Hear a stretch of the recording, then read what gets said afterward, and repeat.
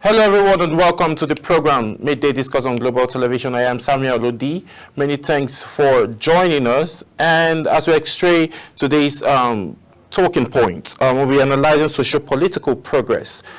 We'll be looking at it from the line of the speech of October 1st by Mr. President, where he says his administration is doing all it can to be able to see to the economic reform, talking about socio-political progress, infrastructure, and every other sector. And then the president also boasts of the fact that they have been able to pay debts that has been owed up to 63%. But still, on the other side, this current administration within the space of 1 year has borrowed much more than the previous administration borrowed in 4 years. So all of this angles now is what we are going to be looking at on today's edition of the program. And I have a guest who will be joining me all the way from Ibadan, who will be joining virtually as we extray most of these talking points. But looking at it now, Nigeria at 64, how well can you say Nigeria is doing, or how well can you say this current administration is doing, given the fact that they've almost been in office for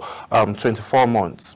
Now there's a whole lot of issues going on. A few states in Nigeria, protest is going on, and the president deemed it fit to take his 2 weeks vacation at this dire time when a whole lot of persons are crying for removal or for the ease of subsidy, as well as crying for good governance, and as well as also calling for a reform of the judicial system, reform of the constitution. A whole lot is going on in the country, and then the president deemed this right fit to go on his vacation now. So now, people are asking questions. Does the president really care so much about what's happening? In the Northeast, they have the insecurity issue, kidnapping and the rest, and of recent, massive flooding. Talking about the southern part, Southeast, they have their own challenges roving around, and the president decided to go on a 2 weeks leave now. So we'll be looking at those angles and ways that would be able to see for the economic reform to happen, and as well as infrastructure, social, political progress, and every other angle. We'll be going on a quick break, and then when we come back, I'll be introducing my guests who will help us extray all of these angles of today's conversation. Please do stay with us. I'll be right back.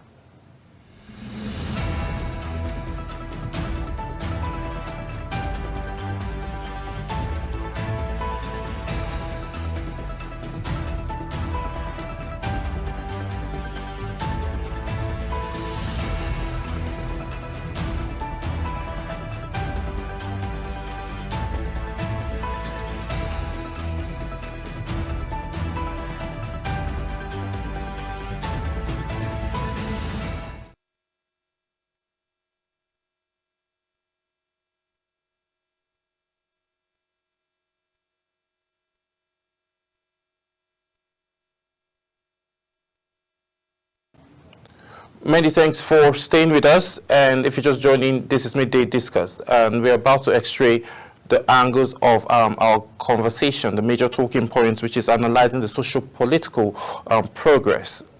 We'll be focusing more around the speech of Mr. President and his economic reform plans, infrastructural plans, and social development plans as well. Joining me all the way from Ibadan, Dr.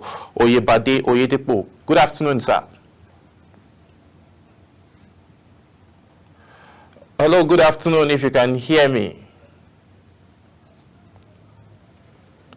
So let's dive into it, Dr. Oyebade. I would say, before we dive into it, I would say Happy Independence Day to you, and hope everybody's back fine in Ibadan.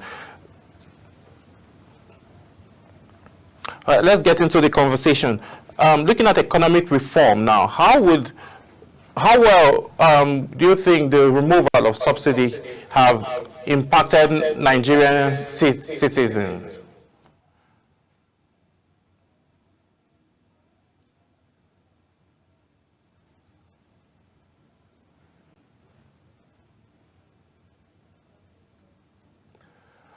It seems we're having a little bit of technical issues. We'll try another avenue to be able to have this conversation. Please do stay with us. We'll be right back.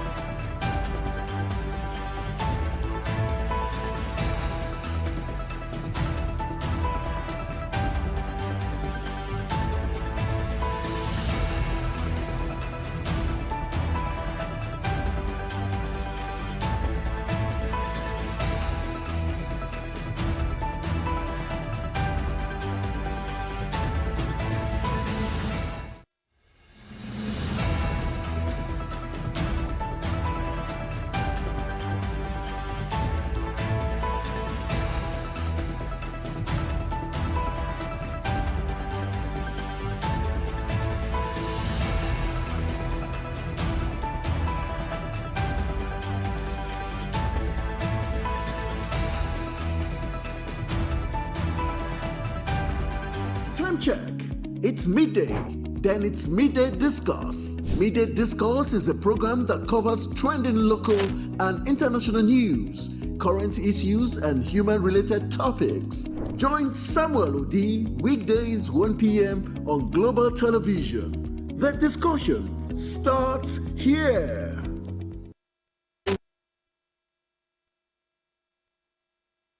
Time check.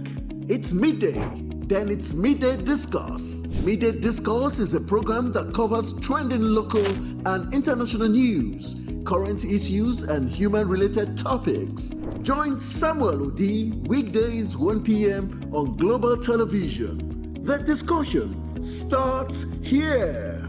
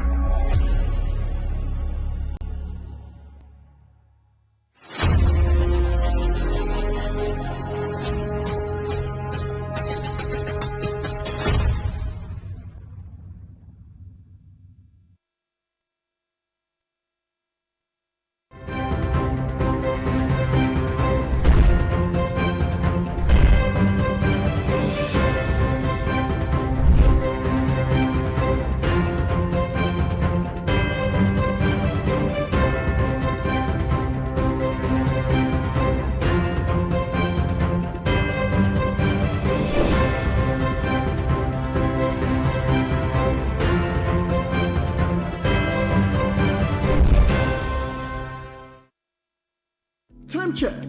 It's midday. Then it's Midday Discourse. Midday Discourse is a program that covers trending local and international news, current issues, and human-related topics. Join Samuel Odi weekdays 1 p.m. on Global Television. The discussion starts here.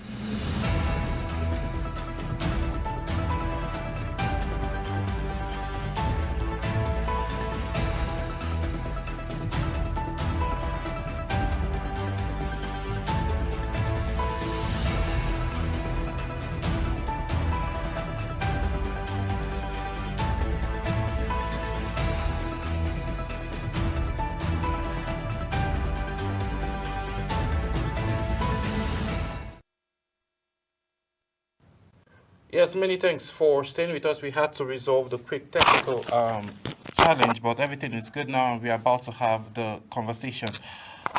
Dr. Oyebade, can you hear me? I can hear you loud and clear.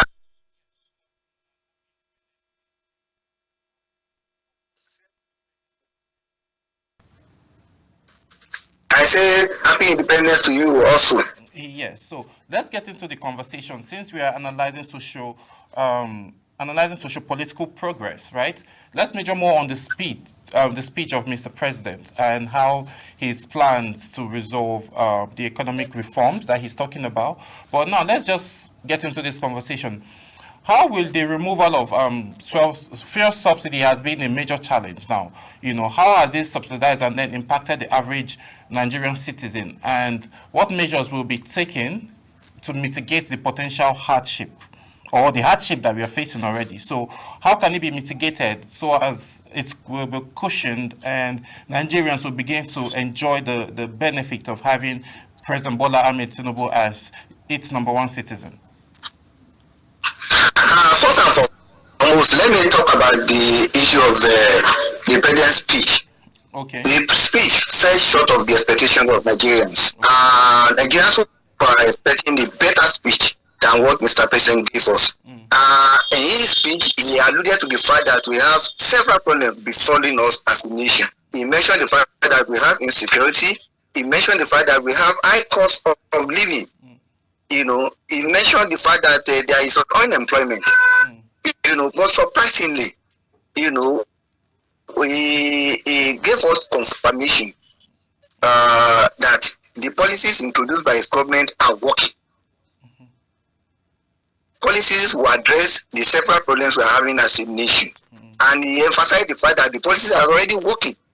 Personally, as an individual, as a public affairs analyst and as a chartered accountant, I felt the policies he has introduced have not been working. If they had been working, it will have addressed some of the many problems we are having as a nation. The policies are not working. I think Mr. President got it right from day one when he announced the removal of the subsidy. Suddenly, without corresponding, without preparation for it. There is no way by which you remove the subsidy with infrastructural deficit we are having as a nation. You need to fill the infrastructural deficit before the removal of subsidy. So there has not been any proactive measure to fix the infrastructural deficit before the sudden announcement of the removal. And it created a lot of problems for us as a nation. And that's why you can see the high cost of living. The standard of the living of people are falling. And you have continuous devaluation of the currency. Unfortunately, the policies turned out by this administration to redress the situation has not worked.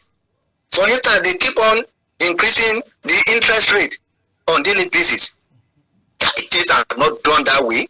You want to combat inflation and you are increasing interest rate. By the time you increase interest rate, what you are saying indirectly is that the cost of production should increase. And when cost of production increases, it is going to come out in form of increase in the prices at which those products will be sold. So you are not encouraging individuals, neither are you encouraging businesses to thrive. So the policies have not been working. And that's why we feel that Mr. President should rejig some of those policies and address it frontally. It is not, Mr. President should not focus on rhetoric again. It has been rhetoric. We have decimated Boko Haram. We have decimated this and that. We have created so number of jobs, which has not translated to anything in the country. So, Mr. President should reject his policies to address the situation frontally. I'll take the issue of the petroleum products. Before Mr. President took over the administration of this country, petrol was sold for just a little bit above 200. Now he's selling for about 1,000 plus. and the income of people are not increasing. How do you now want them to survive? Nigerians are barely surviving. There is hunger in the land. So, I wonder how a family of four, can come up with 100,000 in this country, and how many people are even earning that 100,000. And that's why you see, millions of Nigeria moving out of the country, to seek greener pasture elsewhere. The youth are not encouraged. People that have finished university don't have anything doing. So government must brace up and address some of these problems. Otherwise, we will continue to have insecurity. You want to fly from Ibadan to Abuja, you spend about 300,000, 400,000. How many people can afford that? And there is insecurity on the road. So a lot of people want to now fly to Abuja. How many people can afford it? Except you are working in blue chip companies or companies that can really afford it. How many individuals can do it? So, Mr. President will focus on administration. In the speech, he said there is going to be 30 days of comfort for the youth. Why? They still want to spend humongous amount of money on that. What category of youth are you inviting to that comfort? Are they the unemployed? Or those employed? Are they artisan? Or what? They should focus on administration. They should focus on providing a enabling environment for businesses to thrive and people to thrive than having, comfort here and there that is not going to produce anything. Youth have already expressed their disgust about the administration. They have heard the youth loud and clear while organizing, comfort begin for them. It is not going to work. See the issue of agriculture. Mr. President emphasized the fact that the government has been giving tractors, fertilizers to farmers in order to have mechanized farming. That has been rhetoric. It has been done year in, year out. Has it produced any meaningful result? I say the answer is capital no. The need is capital.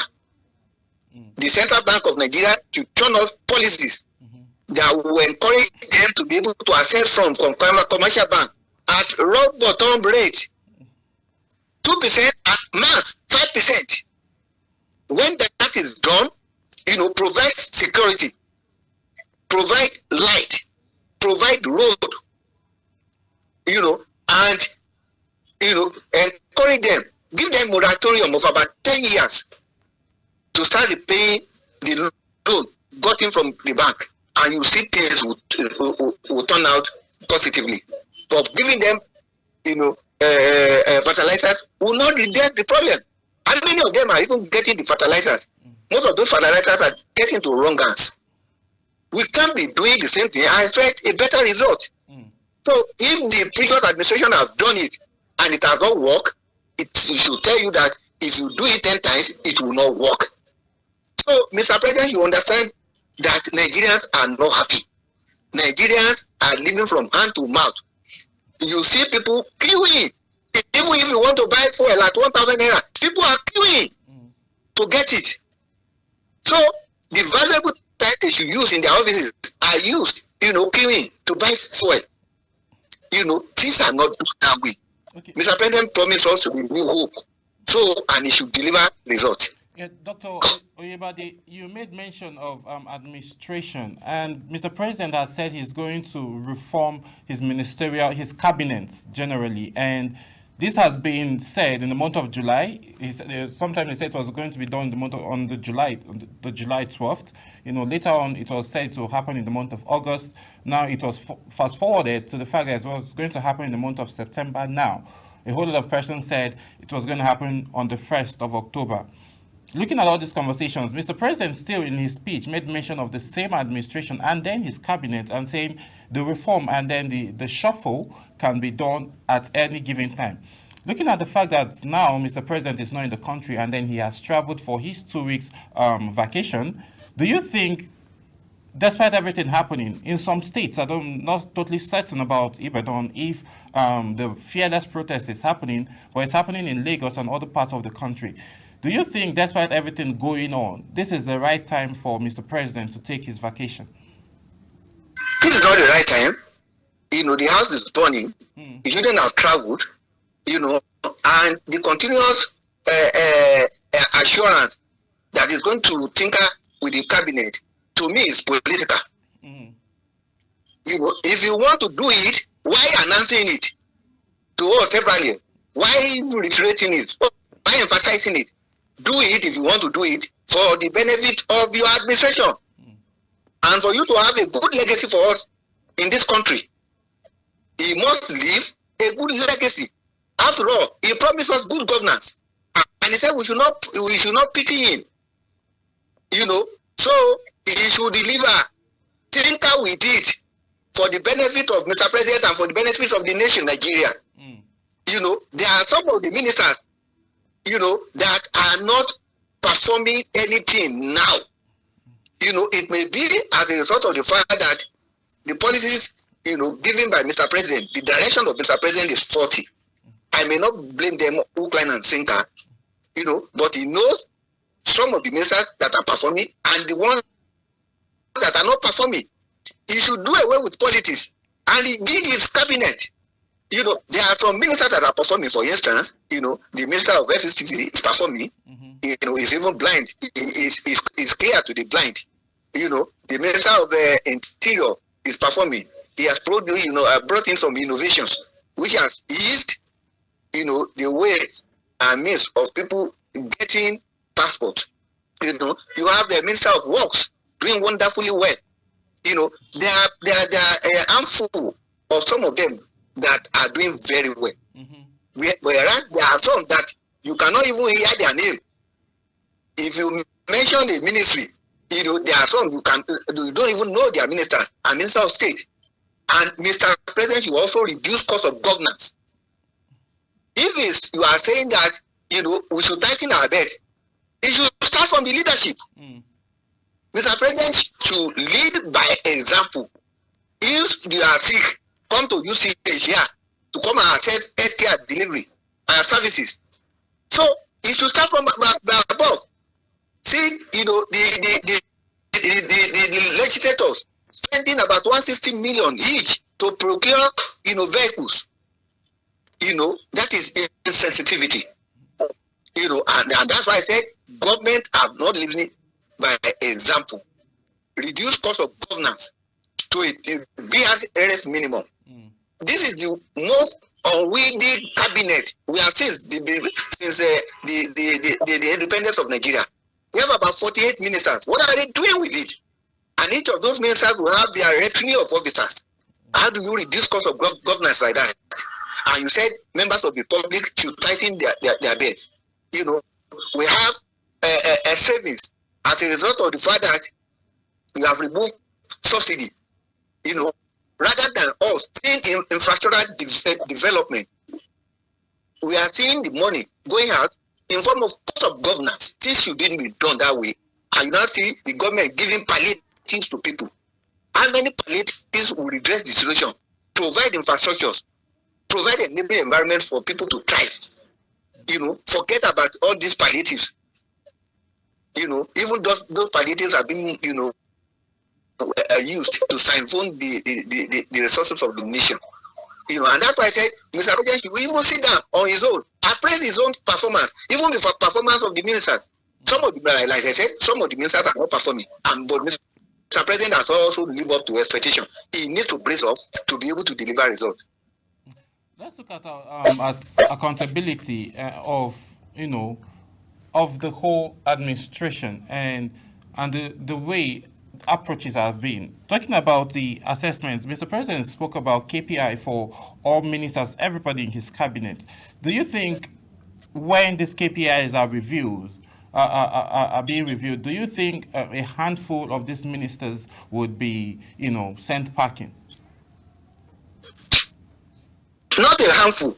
A whole lot of them will be sent packing. I just mentioned about 3 or 4. There can be more than about 8 that are performing presently. We can see that the Minister of Aviation is also performing. Vestor Kayamo. We can see some of the airlines that have left Nigeria are returning back. You can see that, even the aviation industry, is reading a new leaf. So, we have a handful of them performing, but the vast majority of them are not performing. Like I said, if you mention the names of the people, some of them, so many Nigerians will not even know them because they have not been performing. Mr. President should draw up the KPI, measure their performance. But we, some of us that are, analyzing the economy, feel that some of them should go. Only a handful of them should remain. Let's talk about this new ministry that was created, Ministry of Livestock. Do you think, what's your reaction to that ministry? Do you think there is a need for a new ministry like that to be created, or it should be a subsidiary under the Ministry of Agriculture? Fantastic. A subsidiary under the Ministry of Agriculture. And that's why I said Mr. President is increasing cost of governance rather than tuning it down drastically.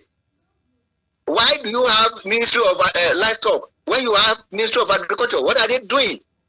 Enlarge it and everything, put every necessary people you want to, experts you want to bring into the system, rather than creating another ministry. The other time Mr. President said he wants to, he was thinking about implementing Orusea report. Yes. Orusea report talked about merging some of the ministries. He has talked about merging some of the ministries. Now he's creating another other ministries. How can you be doing things like that? You have talked about reducing cost of governance. And then indirectly, you are increasing cost of governance as well. And that's why we will find out that ever since it came in, Nigeria has been borrowing almost on monthly basis. Why? The expenditure keeps increasing, in spite of the fact that we are having fuel subsidy removal, which will have served as an advantage for us. It is not beneficial to us. It is not serving any advantage because the money is going out in form of expenditure as well. If you want to fix a system financially, economically, increase, show up your revenue and reduce your expenditure. So don't show up the revenue and increase the expenditure. The moment you are doing that, there won't be any surplus for you at the end of the day to do anything meaningful, to even have it in form of reserve. So Mr. President should trim, collapse some of the ministries, rather than setting up new ministries, which will keep increasing the cost of governance. Well, talking about loans now, this current administration has borrowed much more than the previous administration did, though under the same party. But and the president in his speech also made mention of, paying off of those loans up to 63%. Do you agree with that statement? Well, I know the DMO, Debt Management Office, will know how much loan we have taken in the past and how much has been paid out of it. I may not say that they have not been paying some of the loans. They may have been paying some of the loans, no doubt about that. But the loan they are also taking has been more than what they have paid so far. Mr. President has always applied to National Assembly, for approval to access external loans at the expense of the country, at the expense of the economy. So, Mr. President should focus on payment of those loans and not take new loans, except you want to use it to fix infrastructural facilities or infrastructural deficit, which will repay those loans. For instance, if Mr. President decides to apply for new loans today to fix the refineries, I will clap for him. Because I know the moment the refineries are fixed, cost of production will reduce, and the price at which those products will be sold will come down drastically. If they can borrow to fix that kind of infrastructural deficit, why not? If they can access loan to fix power, why not? If they can access loan to fix insecurity once and for all, why not? And fix the problems creating insecurity. One of the problems facing insecurity is unemployment. Another is lack of education. Why not fix it? If you want to borrow money, borrow it to fix infrastructure deficit. And at the end of the day, manage the system in such a way that there won't be corruption, you know, to be able to take advantage to get the benefits we are going to derive from it. Because if you take loan to fix refinery and you have corruption in the system, it will negate the benefits of it.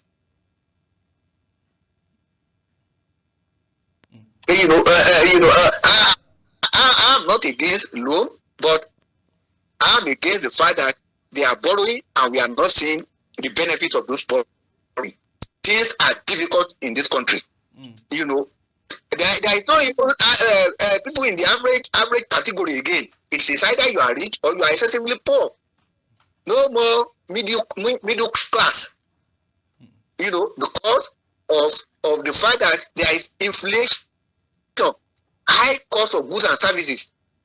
And like I said in my opening remark, people are barely surviving in this country. They are barely surviving in this country. You know, I believe there is hope. At the end of the day, we are all praying for hope, but Mr. President, you brace up for us, for those hope to manifest. Otherwise, we are going nowhere as a country. Yeah, let's look at insecurity challenges. Now, for over a decade, Boko Haram has obviously, you know, terrorized the Northeast. If you're looking at Kaduna now, we have bandits and kidnappers going to Benue State. Now, the Middle Belt area, we have issues with Fulani herdsmen. Going out down to the east, we also have challenges around unknown gunmen. And then looking at the massive impact of the rainy season this period, a whole lot of farmers have not been able to go to farms due to these numerous challenges that I mentioned facing these regions in the country. That being said, how key is it going to be for this current administration to tackle security challenges in the country? And again, how key is it going to be that we have reserved so as the nation wouldn't go into starvation in the coming years, looking at the angles now of flood, you know, taking over most of the produce that a few farmers actually got from this season?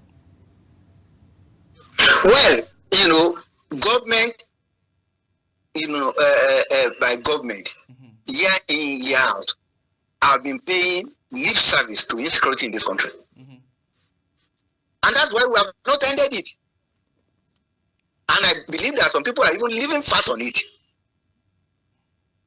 And you see, you know, each of them have been telling us that Boko Haram have been decimated.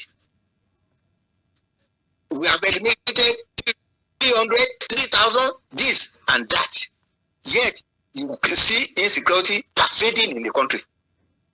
You know, in the speech of Mr. President, he mentioned the fact that they have wiped out maybe 300 of the 3,000, you know, Boko Haram leaders, and so on and so forth, you know, and celebrating it. The same thing during President Muhammad Buhari, they celebrated the fact that they have eliminated most of them, and that we only have a handful of the occurrences of insecurity in the land. You know, I beg to disagree. We still have insecurity, not only in the Northeast, not only in the Northwest, all over the country. How many people can drive their cars, you know, for an 100 kilometers radius, you know, and do it with a peace of mind? You are going now, you are going with apprehension because you don't know what will happen on the way. There is insecurity in the land. Government should face it.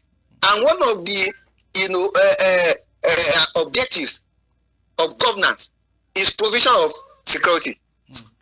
You know, to guarantee safety of people, life and livestock and everything. In the present situation, there is no security in the land. And that's why food production is hampered.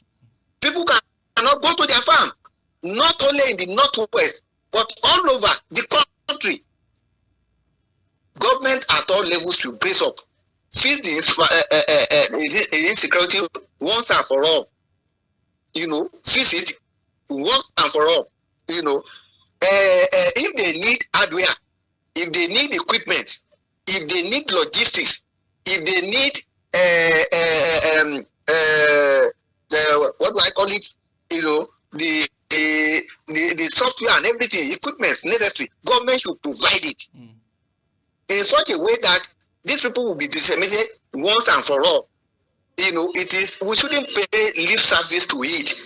They shouldn't try to score political points, assuring us that insecurity has been fixed in this country. No, we still have insecurity. It has not been fixed. And that's one of the reasons why the cost of goods and services are rising. Because people are not able to go to their farms. How do you expect the farmer to go to the farm? And next thing that will be done is that person, will be taken away by bandits, and they will not be asking for ransom to be paid by their families. People are paying ransom for them to take back their relatives. And in some of the processes, in some of the situations, those people that are carted away by the bandits, died in the process. How do you reconcile that? You want to go to farm to be able to produce goods and services and make a living, and also contribute your quota to the development of the land, and in the process, somebody's life is lost. How do you reconcile that? They shouldn't pay lip service to insecurity or security, as the case may be. Combat it once and for all. By now, they should know the reasons why insecurity still festers in the land. Like I said, some may be one of the reasons may be as a result of the fact that we don't have jobs. Even graduates don't have anything doing. People with skills don't have anything doing, and there is lack of education, particularly in the northern part of the country. You see, people going in droves, thousands, roaming about the streets, begging for alms, whereas government is not doing anything about it. Is it as a result of culture? If it is as a result of culture, address it. Is it as a result of the fact that they don't have the means to access this education? Fix it, provide for it. Several years ago, during the time of Awolowo and the rest, they provided free education. There was even a period that they said free education was compulsory in the Southwest. Whether you like it or not, your children will be in school. If they are not in school, the parents will be accosted. Making it compulsory for education for these children to go to school. People who cannot go to school must have skill one way or the other. But if you have several thousand going along the street, begging for alms, at the end of the day, what do you expect them to do? They talk to armed robbers, they talk to Boko Haram. So why don't you address the problems, giving rise to insecurity in the land? And that's why I said government is just paying lip service to it. Maybe because they want to use them, for political reasons, and that's why they have not addressed it. And what you find out that is they even encourage people to have, new wives, 3 wives, 4 wives, and so on and so forth, so that they will be giving back to people they are not training because of political consideration, because they want to have a mileage over others during elections. And that's why I say they are paying this service to it. Address some of the root cause of it once and for all. By the time you now wipe out some people, then they, at the end of the day, you find out that the problem will be fixed. You will find out that even some of them that are arrested, taken for trial, and at the end of the day, what you see, you say that there is a jailbreak, and you can't find them again. Or they use them for negotiation we take people for ransom, or we, where there is insecurity somewhere, they take some people hostage, and we now ask them for a swap. So what are you doing indirectly? Are you fighting insecurity like that? We are not fighting. So what government should do is that they should fight insecurity headlong. Enough of assuring us that they have decimated this and they have decimated that, whereas we are not seeing anything justifying it.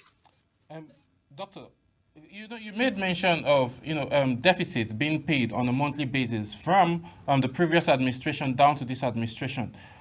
How can we ensure transparency and accountability of this government and the assurance? How can we measure the assurance that these monies that they say are being paid for security deficit is actually being paid, given the fact that we are not seeing results in terms of having peace and quiet around the urban areas, and Nigerians can't travel freely again by road due to all of these insecurity challenges? How can we measure transparency now and accountability? One thing I want to add government.